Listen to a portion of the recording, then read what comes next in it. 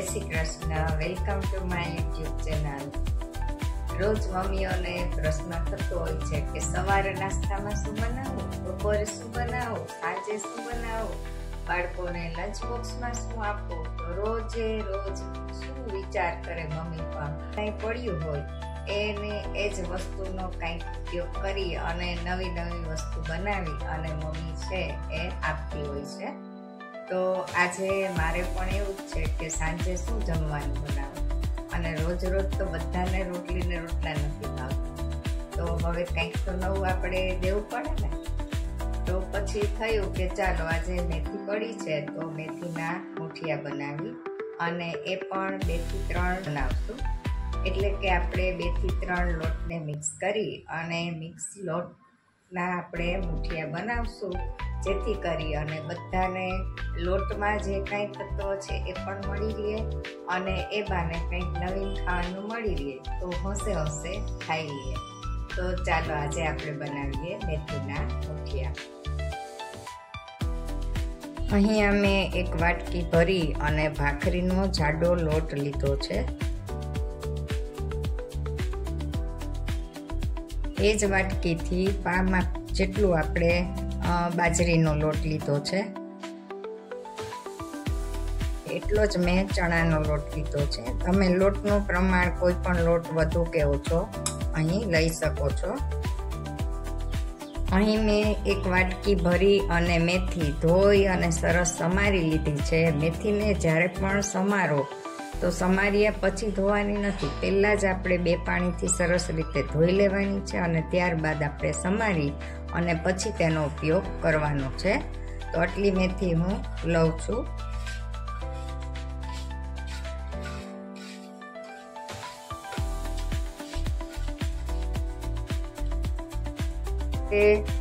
મરચાં અને લસણની પેસ્ટ ઉમેરું છું, એટલી તમારા ઘરના ટેસ્ટ મુજબ આ પેસ્ટ તમે વધુ કે ઓછી ઉમેરી શકો છો. ઈચ્છો તો લીલા આદુ મરચાંની પેસ્ટ પણ ઉમેરી શકો છો, અને અહીંયા હું આદુ થોડું ખમણીને ઉમેરી દઉં છું, કેમ કે લસણની પેસ્ટ છે એ થોડી તીખી છે, તો આપણે વધારે તીખું નહીં કરીએ, જેથી નાના મોટા સૌ ખાઈ શકે. આ રીતે હું અલગથી જ આદુને ખમણી અને ઉમેરી દઉં છું. સાથે આપણે ટેસ્ટ મુજબ મીઠું ઉમેરીશું. મીઠું થોડું આપણે ઘરના જે પ્રમાણમાં લેતા હોય એ પ્રમાણે વધુ કે ઓછું રાખવાનું. સાથે આપણે મોણ માટે તેલ પણ ઉમેરી દઈએ છીએ. તો અહીં હું 2 ચમચી ભરી અને સરસ રીતે તેલ ઉમેરું છું, જેથી એકદમ આપણા જે મુઠિયા બનશે એકદમ સોફ્ટ બની અને તૈયાર થશે. આટલી નાની ચમચી ભરી અને જે સાકરનો પાવડર મેં રાખ્યો છે એ ઉમેરું છું, જેથી થોડો ટેસ્ટ મેથીનો જો થોડી ઘણી કડવાશ હોય તો બેલેન્સ થઈ જાય. આપણે બીજા રેગ્યુલર મસાલા કરી લઈએ. થોડી આપણે હળદર ઉમેરશું, ચમચી ભરી અને ધાણા જીરું પાવડર ઉમેરશું. સાથે થોડું મરચું ઉમેરશું. ચટણીમાં તીખાશ છે જ એટલે આપણે ધ્યાન રાખી અને મરચું ઉમેરવું. થોડાક જ ભાગ જેટલા આપણે સાજીના ફૂલ, મીઠા સોડા જેને કહી છીએ, એ ઉમેરશું.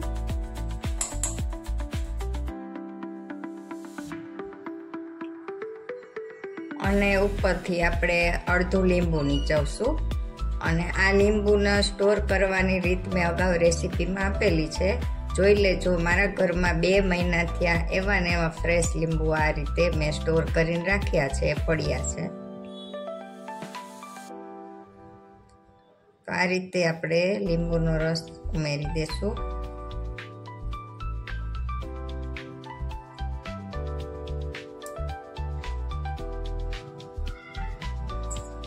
બધું આપણે સરસ રીતે મિક્સ કરી અને લોટ બાંધી લેશું.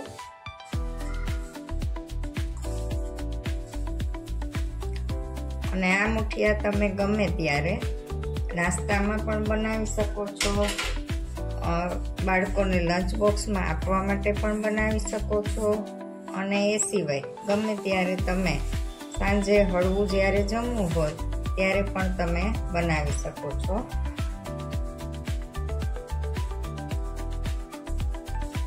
થોડું થોડું પાણી ઉમેરતા જઈ અને આપણે સરસ રીતે બધું મિક્સ કરી અને લોટ બાંધી લેવાનો છે.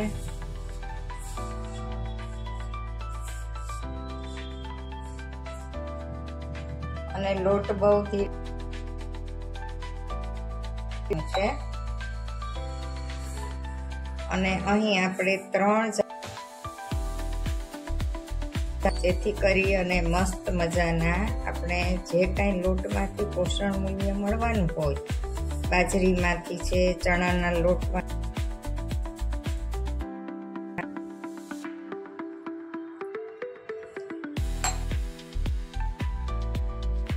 ઉમેરેલી છે.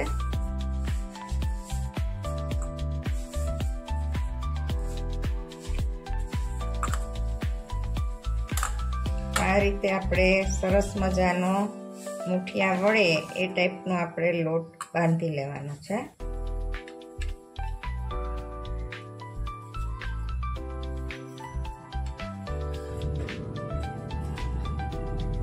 અને તમે તેને રોલ વાળીને પણ બાફવા મૂકી શકો છો, અને નાના નાના મુઠિયા વાળી અને પણ મૂકી શકો છો.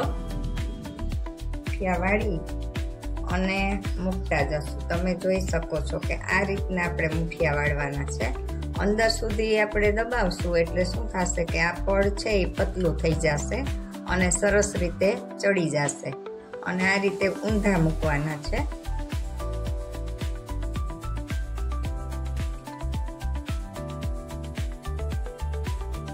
આ રીતે વાળી અને આમ દબાવવાનું એટલે બધા આંગળા અંદર સરસ રીતે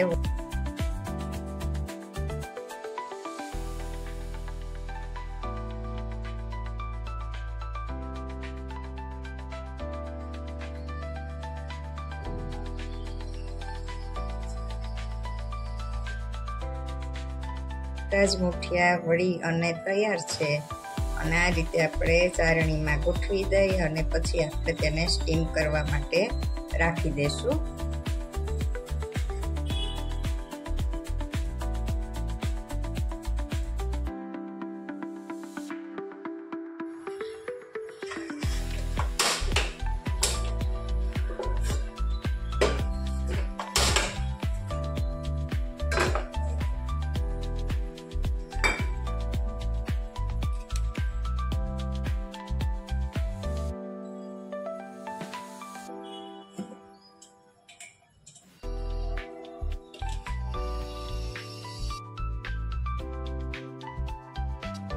આ રીતે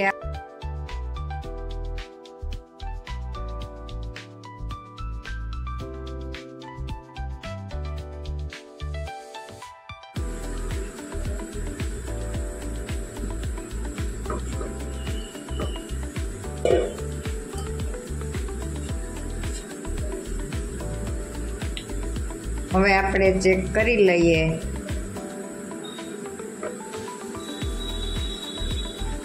સહેજ ચોટેલું આવ્યું છે એટલે હજી થોડી વાર માટે આપણે રહેવા દેસી.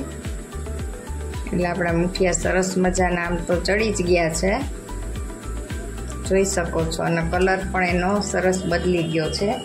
છતાં પણ હજી 2 થી 3 મિનિટ માટે આપણે રાખીએ.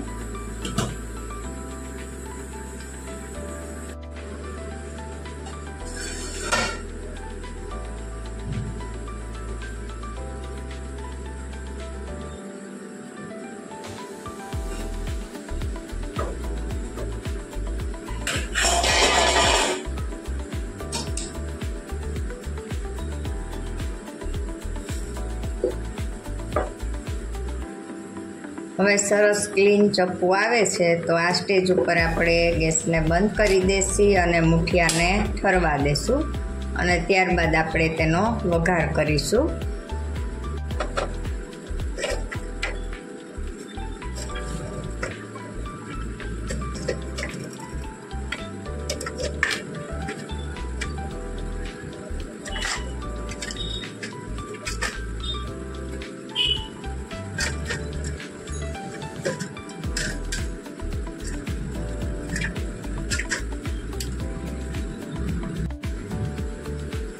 હવે આપણા મુઠિયા ઠરી ગયા છે, તો આ રીતે આપણે નાના નાના એના પીસ કરી લેશું.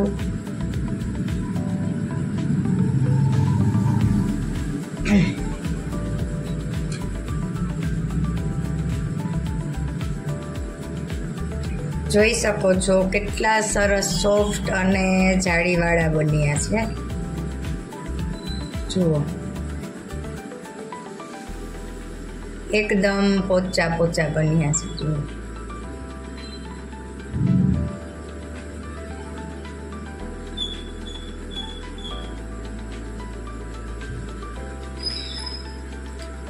મુઠિયા તમે દૂધીના પણ બનાવી શકો છો. ઘણી વખત જો તમારા ઘરે ભાત વધ્યા હોય તો એના પણ બનાવી શકો છો, મેથીના પણ બનાવી શકો છો. આ સિવાય મિક્સ પણ બનાવી શકો છો, જેમ કે મેથીની સાથે થોડી દૂધી પણ તમે ખમણી અને અહીં ઉમેરી શકો છો. પછી બટેટાના પણ બનાવી શકો છો. બટેટાનું ખમણ કરી અને અહીં મિક્સ કરી અને એના પણ સરસ મજાના મુઠિયા બને છે. તો મુઠિયામાં પણ ઘણા બધા પ્રકારની વેરાયટી છે, એ આપણે બનાવી શકીએ છીએ. આ રીતે આપણે બધા જ મુઠિયાને સરસ રીતે કટ કરી લેશું અને ત્યારબાદ આપણે વઘાર કરીશું. એટલા સરસ મુઠિયા બને છે કે આપણે જ્યારે પણ ખાઈએ ને તો એમ થાય કે આપણે ખાધા જ કરીએ. અને બાળકોને નાસ્તામાં પણ જો આપ્યા હોય તો સરસ મજાનું પેટ ભરાઈ જાય અને હેલ્ધી એવો નાસ્તો બની અને તૈયાર થાય છે. અને બધી જ વસ્તુઓ અહીં આપણે પોષક તત્વથી ભરપૂર એવી ઉમેરેલી છે.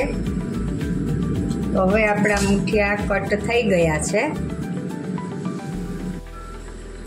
આપણે ગેસ ચાલુ કરી દઈશું અને આ રીતે આપણે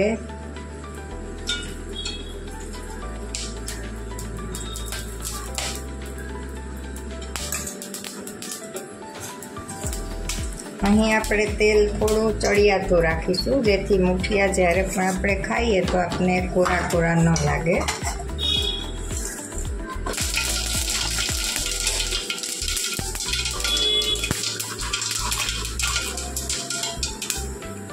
થોડા ધાણા ઉમેરીશું. પહેલાં તલ ઉમેરી દઈએ,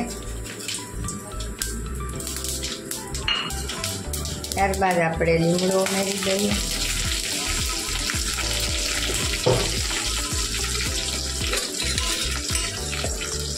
ને બધું સરસ તતડી જાય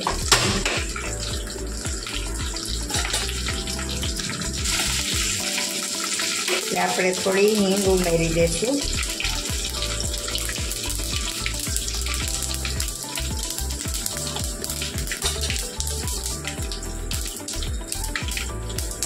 ને હવે આપણે મુઠિયા ઉમેરી દઈએ.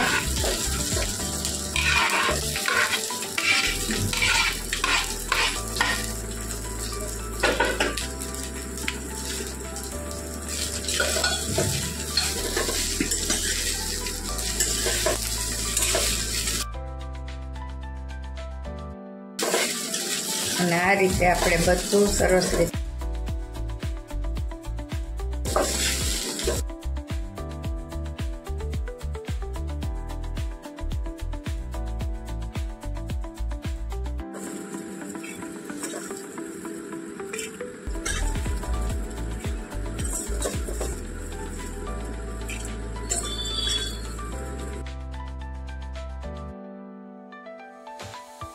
ઉપરથી થોડી ધાણા ભાજી, લીલા ધાણા સ્પ્રિંકલ કરી દઈએ અને આપણા ગરમા ગરમ મુઠિયા બની અને તૈયાર.